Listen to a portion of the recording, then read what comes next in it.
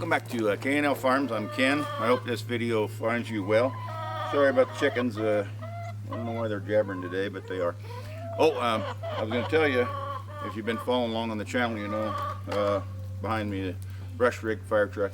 I got to get this one, which I repaired. I got to get this one returned, and then get another one, which I'll show you here in a little bit.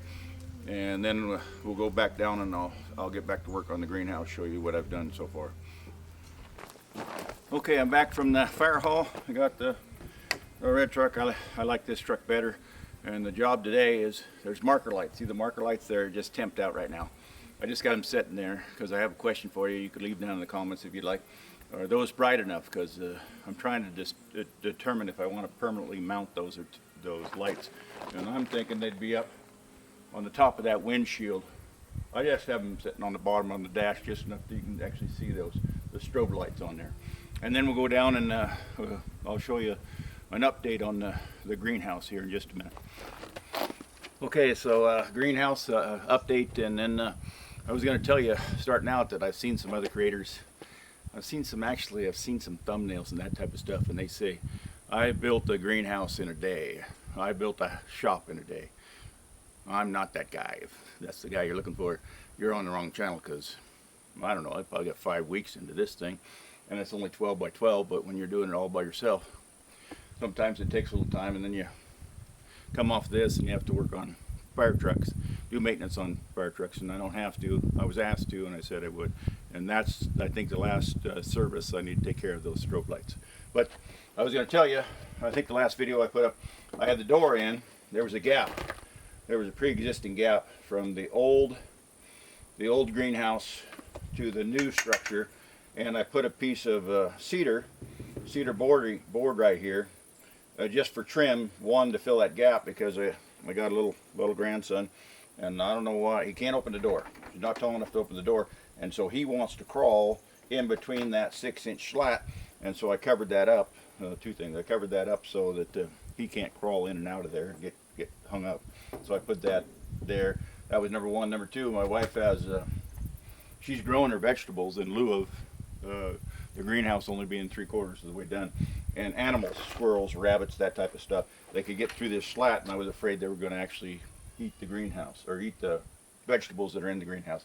Now, also I was going to say, if you've been following along on my channel, I appreciate it. If you haven't, and you don't know how I got to be here, I'll put another video up right here in the corner. Yeah, one of the corners, I'm not sure which one. And you'll be able to tell what happened to the pre-existing and why I'm building new.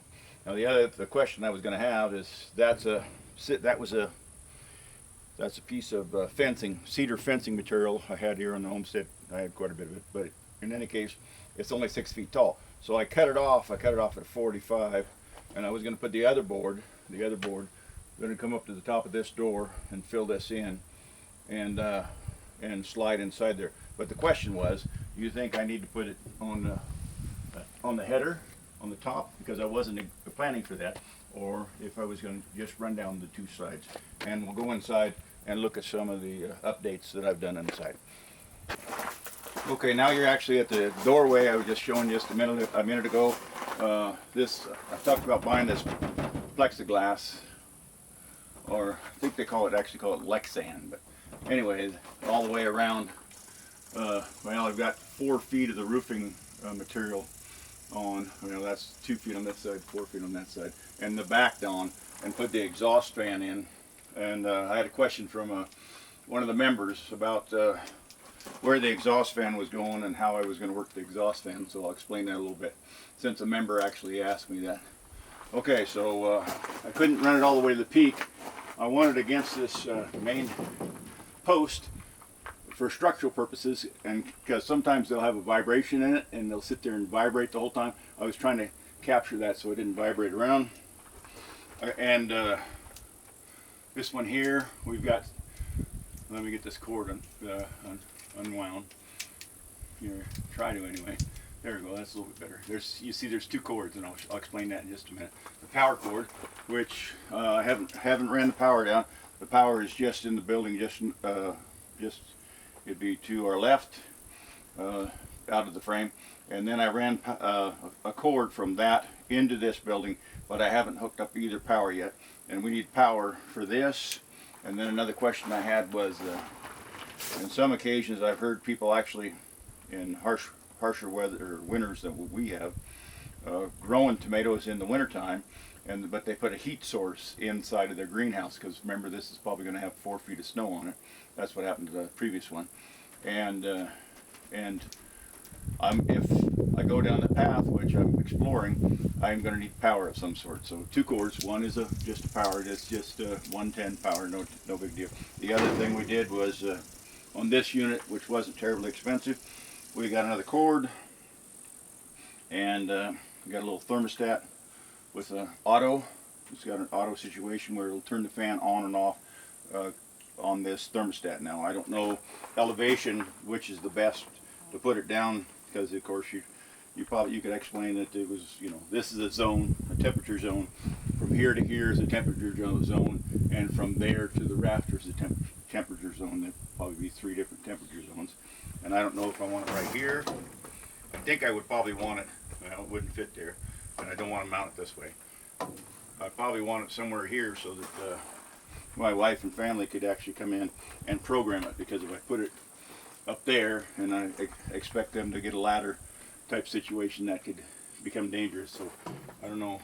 I want to put it here. Now, I'm not sure that motor and this thermostat, I'm not sure if they're waterproof or water resistant. And when we're gardening in here, my wife has a water hose and she waters a lot of plants.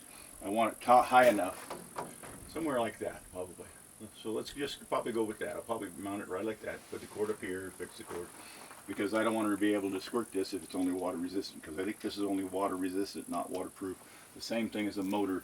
That's why I didn't hang that exhaust fan until I had some sort of protection in case it does rain. Now, remember, right now it's running, well, today we're probably running 80 degrees, but it's going to get to 100.